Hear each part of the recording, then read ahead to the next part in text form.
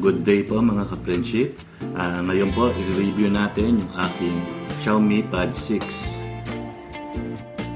Bali naka Dolby Vision Atmos itong ating Xiaomi. Bali 4 po yung speaker niyan.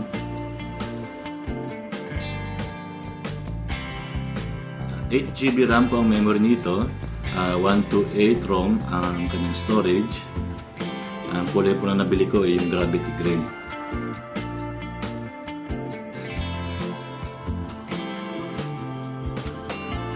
I-unbox na po natin yung ating Xiaomi. Sa loob po, syempre, nandun yung ating tablet na yung Xiaomi Pad 6.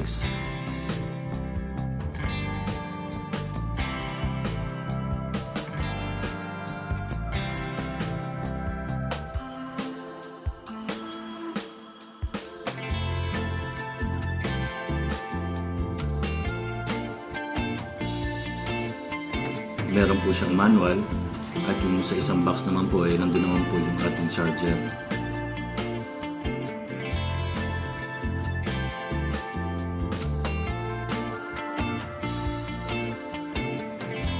...144Hz WQHD Snapdragon 870 flagship processor po yung nakalagay dito. Naka-quad speakers for immersive stereo sound.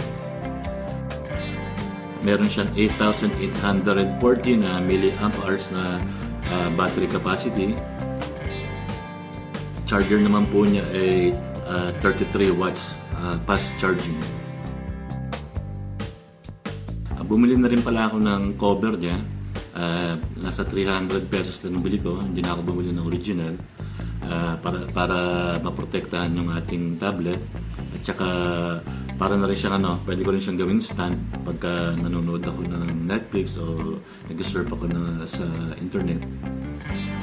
Dahil mabilis yung processor nito, Snapdragon 870, mabilis din yung mga apps niya, katulad ng paggamit ka ng YouTube, Netflix o TikTok.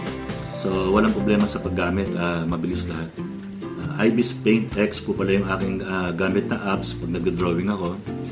Siguro mga mag-1 month na ako nag-drawing. Sa pen naman po, nasubukan ko na yung ating Universal Pen. Nabili ko to ng 300 plus. Pero hindi siya recommended kasi may time na tumatalon siya. So pag na-disconnect siya, hindi mo makukumpleto yung paglinya mo, pagguhit mo pag nag-drawing ka. So minsan nakaka-frustrate dahil uulit-ulitin mo para makuha mo yung gusto mo na gawin sa pag-drawing.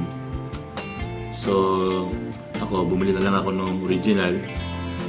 Medyo mahal yung original nasa 2,800.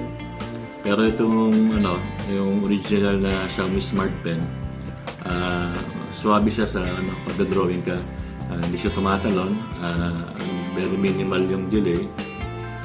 Dahil dito, palagay ko yung pag-drawing ko, pag-shift ko from pencil to digital, hindi na ako nahirapan.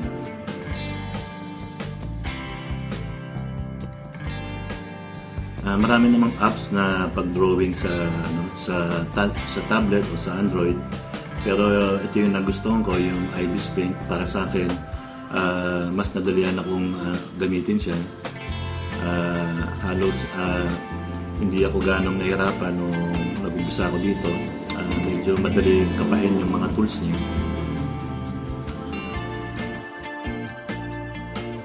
Ang pag-connect nga pala nung ating yung pen, connect lang natin sa gilid ng tablet. Tap lang natin yung icon sa taas ng screen para mag-connect po siya. Nag-uumpisa pa lang ako, ito yung material na ginawa ko. Siyempre dapat simple muna, hindi ganun komplikado yung drawing natin. Nagulat ako dito sa Ibis Paint, napakadali lang gamitin at nakuha ko kaagad yung kung paano i-drawing ito using the tablet.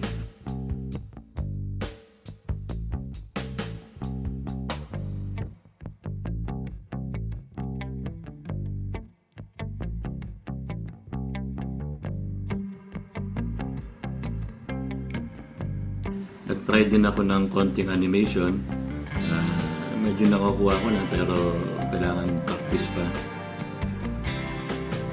Pero itong mga pinapakita ko mga drawing,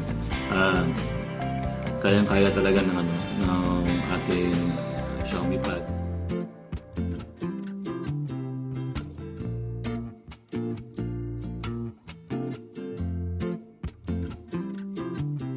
Ito yung ginagawa ko ngayon, yung sa Kaiju number 8. Medyo challenging na konti itong ginagawa ko kasi mas marami na siyang detalye. Pero so far, okay na okay itong Xiaomi. Kayang-kaya naman, so walang problema kung kahit medyo komplikado na yung gagawin mo, kaya pa rin.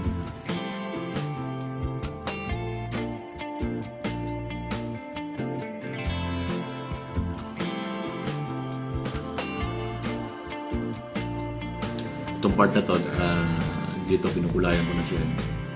So unang-una, syempre, base color muna ilalagay mo. And then pag nalagay mo na tapos mo na yung mga base color na, umpisahan ko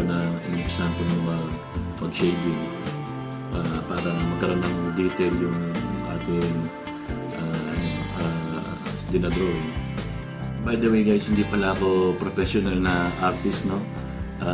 Ano lang ako, hobbyist lang ako. Gusto ko lang mag-try. Since nung nabili ko tong tablet, nag-enjoy ako mag-drawing. Ito gamit itong tablet na ito. So marami pa palang mga drawing apps. So pili na lang siguro kayo, try nyo muna sila.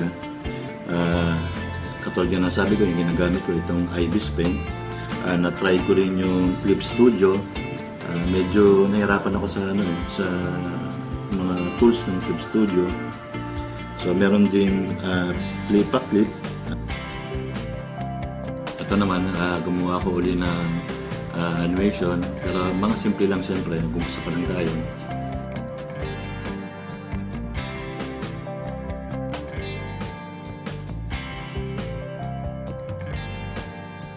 Ito, ginawa ko rin ito pinapanood ko kasi sa sa Netflix Itong si Kai, medyo kumukha ni Goku.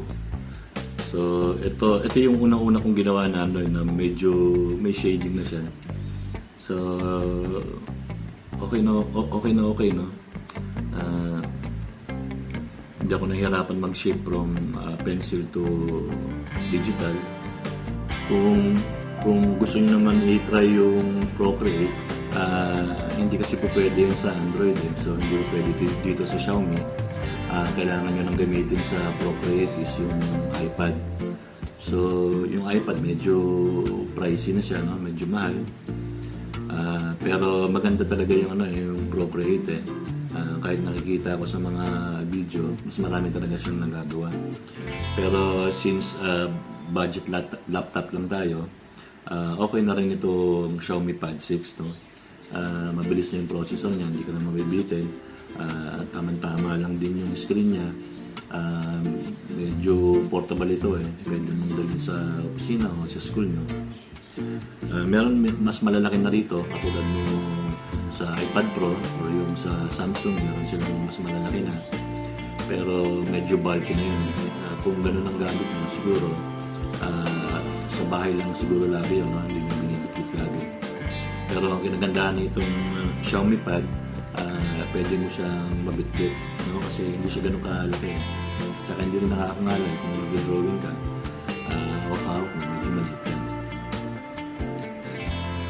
So yan lang po.